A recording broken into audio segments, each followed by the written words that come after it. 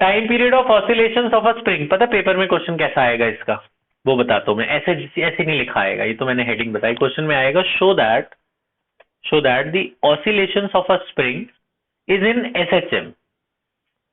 Spring को क्या है कि अगर खींच के छोड़ दो, एक बार खींचो छोड़ दो तो ऑसिलेट करेगा ना, या ऐसे ऐसे हैंग है, खींच के छोड़ दिया तो ऐसे ऐसे ऑसिलेट करेगा। तो आपको प्रूव करना है कि ये सिंपल हार्मोनिक मोशन है, एक पार्ट। दूसरा part, also find the time period of its oscillation. जैसे पेंडुलम चलता है तो इसका एक क्रेस्ट और एक ट्रफ बनने में जो टाइम पीरियड लगता है उसे हम टाइम पीरियड कहते हैं। ऐसे स्प्रिंग का कितना टाइम पीरियड होगा ऑसिलेशंस का, ठीक है।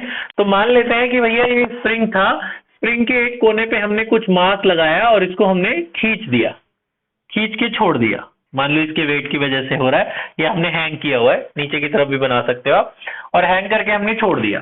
तो जब हमने इस पे फोर्स लगाया, मास की वजह से इसमें फोर्स लगा, तो जब फोर्स लगेगा तो ये कुछ दूर खींच जाएगा, एक्सटेंशन होगा। तो अकॉर्डिंग टू हुक्स लॉ जो एक्सटेंशन होगा वो डिपेंड करेगा ना फोर्स पे, जितना फोर्स लगाओगे उतना ही तो खींचेगा, है ना। Force will be directly proportional to the extension produced in the spring. Suppose इसमें एक्स एक्सटेंशन प्रोड्यूस हुई, फिर जब हम प्रोपोर्शनैलिटी हटाते हैं क्या आ जाता है, माइनस के, है ना। Now force is also equals to mass into acceleration. Extension को आप एक्स भी मान सकते हो, वाई भी मान सकते हो, एक्सटेंशन को आप एक्स भी मान सकते हो, वाई भी मान सकते हो, है ना। अभी यहां पे ऐसा एक चीज शो कर देना कि force is directly proportional to displacement. According to Hooke's law force is directly proportional to displacement. और एसएचएम की डेफिनेशन क्या होती है, एसएचएम की डेफिनेशन यही होती है। एसएचएम की डेफिनेशन क्या होती है कि अगर आप किसी बॉडी पे फोर्स लगाते हो और वो डिस्प्लेसमेंट के डायरेक्टली प्रोपोर्शनल होता है and the displacement is directed towards the mean position. माने जैसे मैंने इस पेन पे फोर्स लगाया, ये तो आगे चला गया, वापस तो लौट के नहीं आने वाला, तो ये एसएचएम नहीं है। लेकिन अगर आप स्प्रिंग पे फोर्स लगा के छोड़ो तो अपनी मीन पोजीशन पे वापस जाएगा ना, फिर ऑसिलेट करेगा, मीन पोजीशन पे जाएगा, है ना। तो since force is directly proportional to displacement, तो आप बोल देना कि देयरफॉर द मोशन ऑफ या oscillation of spring is in SHM. तो ये सिंपल हार्मोनिक मोशन शो कर रहा है, ये प्रूव हो जाएगा, ठीक है। बस इतना, ये तो पहले ही हुक्स लॉ से भी प्रूव होता है। एसएचएम की दो कंडीशन थी, दोनों कंडीशन अगर कोई बॉडी वेरीफाई करे तो प्रूफ हो जाता है। पहली condition, force should be directly proportional displacement, जो है इसमें। दूसरी कंडीशन कि भैया अगर इसे आप छोड़ो तो वापस अपनी मेन पोजीशन पे आना चाहिए, तो मेन पोजीशन पे आता है, तो दोनों को वेरीफाई कर रहा है, तो इसलिए एसएचएम है, सिंपल हार्मोनिक मोशन है। अच्छा, अब आ जाते हैं इधर, force is also equals to mass into acceleration, है ना। और यहाँ पे आपका हो गया minus K Y. Force is also equals to mass into acceleration, और इधर हो गया माइनस के इंटू वाई। अच्छा, यहां से एक्सेलरेशन निकाल लेते हैं बेटा। एक्सेलरेशन कितना आएगा, K Y divided by M. Acceleration आ गया। अब पता है टाइम पीरियड का क्या फॉर्मूला होता है, टाइम पीरियड का क्या फॉर्मूला होता है, 2 pi under root time period in SHM. हमने लास्ट क्लास में डिराइव किया था 2 pi under root displacement divided by acceleration, याद है। डिस्प्लेसमेंट डिवाइडेड बाय एक्सेलरेशन, ये हमने पिछली क्लास में डिराइव किया था। तो time period is 2 pi under root displacement divided by acceleration. अच्छा, तो यहाँ पे ना वैल्यूज डाल दो, यहाँ पे वैल्यूज डाल दो। आप इधर बैठ जाइए, आप उधर देखो, इधर ध्यान से। 2 पाई को 2 पाई रहने दो। डिस्प्लेसमेंट, क्या डिस्प्लेसमेंट हमने माना था उसका, y, तो डिस्प्लेसमेंट y रहने दो, है ना। और एक्सेलरेशन ये है। अब सुनो मेरी बात को, देखो ऐसा है कि टाइम पीरियड तो नेगेटिव होता नहीं है, तो यहाँ से आप नेगेटिव साइन हटा देना, नहीं तो रूट के अंदर नेगेटिव आ जाएगा ना। बोल देना कि it is a restoring force, इसलिए ये नेगेटिव नहीं रहेगा। अब यहाँ से ए उठा के इसमें डाल दो। एक्सेलरेशन की वैल्यू कितनी है, के वाई डिवाइडेड बाय एम। ये एक्सेलरेशन निकाला है ना हमने, ये एक्सेलरेशन इसमें पुट कर देना, तो वाई से वाई कट जाएगा। तो टाइम पीरियड कितना आ गया, 2 pi under root M divided by K. तो ये टाइम पीरियड का फॉर्मूला है बेटा, ठीक है। अच्छा, इसी से अगर कई बार बोलते हैं एंगुलर फ्रीक्वेंसी निकालो, ये टाइम पीरियड आए तो यही छोड़ देना, यही खत्म, ये डेरिवेशन खत्म। ये मैं आपको अलग से बता रहा हूं। इस टाइम पीरियड को दोनों तरफ अगर मुझे बोलते हैं एंगुलर फ्रीक्वेंसी बताओ, एंगुलर फ्रीक्वेंसी, एंगुलर फ्रीक्वेंसी याद है ओमेगा को बोलते हैं, ओमेगा क्या होता है 2 पाई फ्रीक्वेंसी, है ना। एंगुलर फ्रीक्वेंसी क्या होता है 2 पाई फ्रीक्वेंसी, फोकस 2 पाई फ्रीक्वेंसी या 2 पाई बाई टाइम पीरियड भी कहते हैं ना एंगुलर फ्रीक्वेंसी को। यहां से टी उठा के इसमें डाल दो, डालो बताओ कितना आएगा 2 पाई डिवाइड बाई टी हटा कर ये रखो, टी की जगह 2 pi under root M by K, 2 pi cut गया, ये उल्टा आएगा तो ओमेगा कितना आया अंडर रूट के बाय एम। ये भी यूज होता है न्यूमेरिकल में, एंगुलर फ्रीक्वेंसी कितना है अंडर रूट के बाय एम।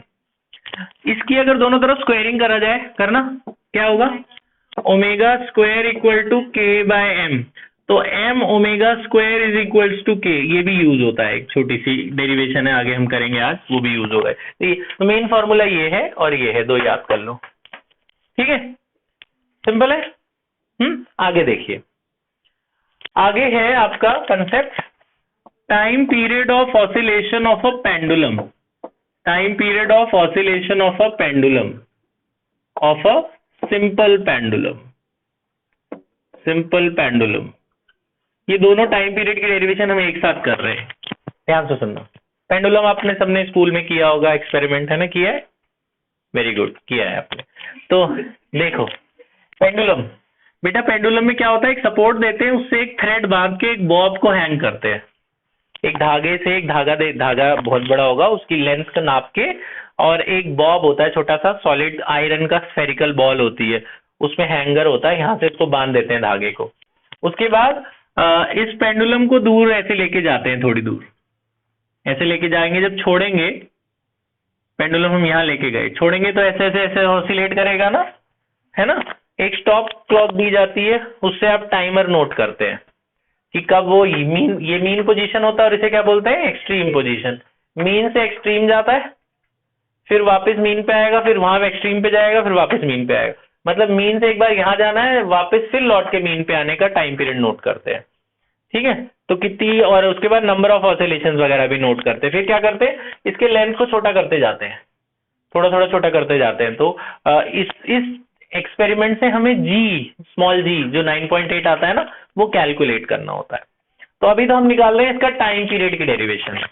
तो मान लिया जाता है, ध्यान से सुनना, suppose this is a Bob of mass m, it is displaced through a displacement y, वो यहां से यहां तक कितना डिस्प्लेसमेंट लेके गए y, through a vertical angle theta, मतलब हमने यहां से यहां डिस्प्लेस किया कितने एंगल पर, थीटा एंगल पे हमने उसे डिस्प्लेस किया।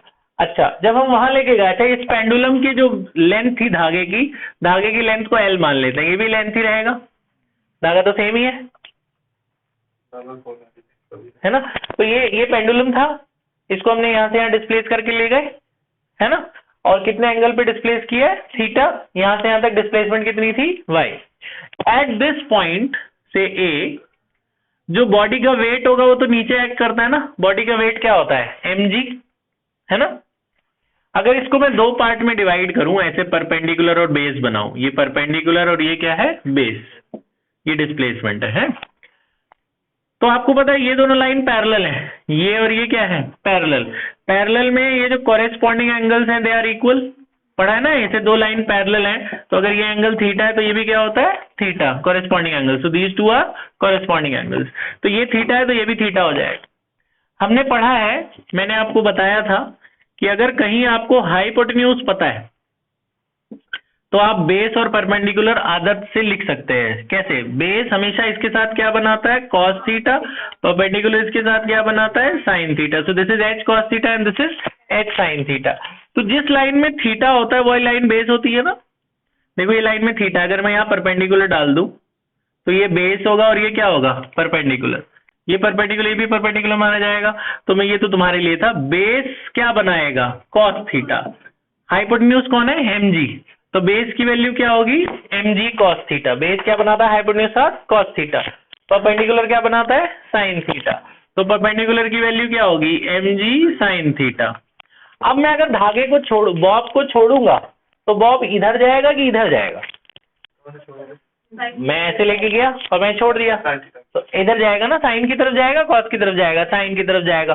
कॉस की तरफ इसलिए नहीं जाएगा, धागे में एक टेंशन होगी। आप बोलोगे टेंशन ने इसको धागे में खिंचा होगा ना, टेंशन, इस धागे ने इसको बैलेंस किया हुआ है, तो ये दोनों एक दूसरे को कैंसिल कर देंगे। इधर तो कोई टेंशन नहीं है, जब छोड़ोगे तो इधर ही जाएगा वो। So the net force on the Bob, net force on the Bob will be along mg sin theta. Net force क्या होगा? mg sin थीटा, है ना? ठीक है। अच्छा, force is also equals to mass into acceleration, है ना? और अगर हम उससे बात करें कि भैया SHM, क्योंकि हमें पता है कि पेंडुलम भी सिंपल हार्मोनिक मोशन शो करता है, force is also equals to KY।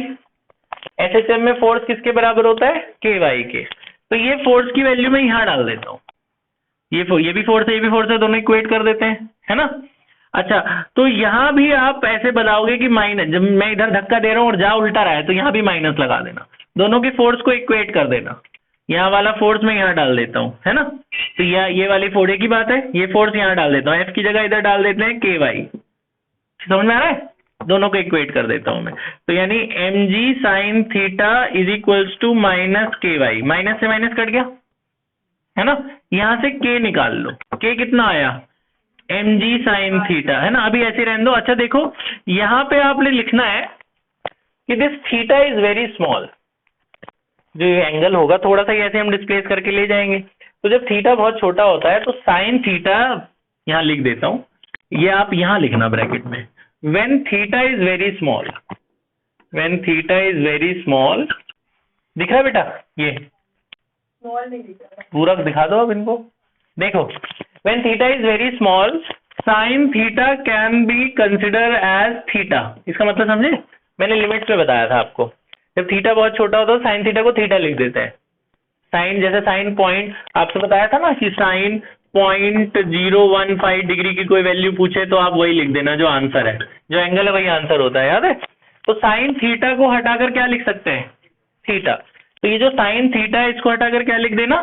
Theta. फिर आपने ट्रिगो में पढ़ा है क्या? Angle equal to arc upon radius, ये पढ़ा है? Theta equals to L by R, पढ़ा था ना? Theta equal to L by R। देखो जरा, ये सेक्टर सा नहीं बन रहा, ये रेडियस होगा और ये क्या होगा? आर्क। आर्क की लेंथ को हमने क्या माना है? y। तो theta equal to L by R लिख सकते हैं ना? तो यहाँ थीटा को हटाकर क्या लिख सकते हैं? Arc upon radius. क्या लिख दूं? y divided by L। दिखा, है ना? ठीक है। और इधर एक काम मैं बताता हूँ आपको, थोड़ा सा ना ये शो करना पड़ेगा हमें, एक चीज बता रहा हूँ मैं, वहां पे आपको दिखाना पड़ेगा। मैं इधर फिर से लिख रहा हूँ, ये mg ऐसे रहने देना, साइन थीटा हटाकर क्या लिखा? आर का, साइन थीटा को हमने क्या लिखा था? थीटा। साइन थीटा अप्रोक्सीमेटली किसके बराबर था? थीटा के। अब थीटा की वैल्यू डाल दो, थीटा हटाकर क्या लिखना है? Arc upon radius, y divided by L। पता है ये मैंने वो मिटाया क्यों? आपको शो करना है कि फोर्स y के डायरेक्टली प्रोपोर्शनल है। शो हो गया ना? तो यहाँ पे शो कर देना कि therefore force is directly proportional to displacement.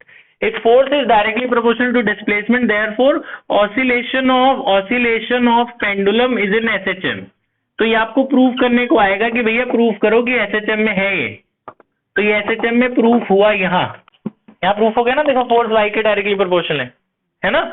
अब आपको पता है कि सिंस फोर्स किसका क्या फॉर्मूला होता है SHM में? Minus KY। अब ये फोर्स उठा के यहाँ डालना इक्वेशन 1 में। इक्वेशन 1 में फोर्स की वैल्यू पुट करो, F की वैल्यू माइनस KY पुट करो। बोलो, तो F हटाकर क्या डालूंगा मैं? Minus KY। इधर क्या बचा? mgy upon L। देखो, माइनस से माइनस कट गया, y से y कट गया, यहाँ से K मिल गया ना? कितना मिला? mg by L। अब ये जो टाइम पीरियड का फॉर्मूला नहीं डिराइव किया था, इसी में ये K डाल देंगे टाइम पीरियड निकालने के लिए। तो टाइम पीरियड निकालते हैं। तो टाइम पीरियड इन SHM हमें पता है, टाइम पीरियड इन SHM हम निकाल चुके हैं। हमने निकाला है time period 2 pi under root m divided by K। ये K उसमें डाल दो, बस लास्ट स्टेप है ये। तो टाइम पीरियड कितना आया? 2 pi under root m divided by K हटाकर ये डाल दो, क्या? mg by L। तो m से m कट गया, L ऊपर चला जाएगा। तो टाइम पीरियड का क्या फॉर्मूला है? अंडर रूट L बाई जी। तो ये बेटा टाइम पीरियड का पेंडुलम आपने सुना होगा फॉर्मूला, टाइम पीरियड का ये होता है ना, अंडर रूट L बाई जी। तो ये इसका डेरिवेशन है। एक बार फिर से देख लो जल्दी से, हमारे पास ये बॉब था, हम इसको यहाँ डिस्प्लेस करके ले गए थीटा एंगल पे, हमने यहाँ पे रेक्टेंगुलर कंपोनेंट्स बनाए, वेट उसका नीचे एक्ट करेगा, ये थीटा है तो ये भी थीटा हो जाएगा जो कॉरेस्पॉन्डिंग एंगल्स, बेस हाइपोटेन्यूज साथ कॉस बनाएगा, परपेंडिकुलर हाइपोटेन्यूज साथ साइन बनाएगा। Now the net force will B along this direction, जब छोड़ेंगे हम इधर जाएगी बॉडी, उधर तो जाएगी नहीं, तो फोर्स होगा mg sin थीटा। नेगेटिव क्यों लगाया, क्योंकि हम फोर्स लगा रहे हैं उधर और जब छोड़ रहे हैं तो आ रही है उल्टा, हमारे फोर्स की उल्टी डायरेक्शन में आ रही है, इसलिए नेगेटिव लगाया, रेस्टोरिंग फोर्स। फिर बोलना इधर साइन थीटा को थीटा लिख देना, रीजन ये दे देना साइड में कि theta is very small, sine theta is theta. Now theta is angle is arc upon radius, arc by radius, तो एल बाय आर, तो ये आर्क होगा और ये रेडियस होगा। फिर बोलना है फोर्स वाई के डायरेक्शन में, आपने प्रूफ कर दिया, तो ये एसएचएम में प्रूफ हो गया। फिर बोलना एफ एसएचएम में के वाई होता है माइनस का, ये एफ उठा के यहाँ डाल देना, माइनस से माइनस कट जाएगा, वाई से वाई के निकल जाएगा। फिर टाइम पीरियड वाले फॉर्मूले में एम बाई के में ये के पुट कर देना, तो आपका टाइम पीरियड आ जाएगा 2.√L/g। बात समझ में आई? ठीक है, तो आप ये सारा दोनों लिख लो, फिर हम आगे बढ़ते हैं, पॉज कर देते हैं।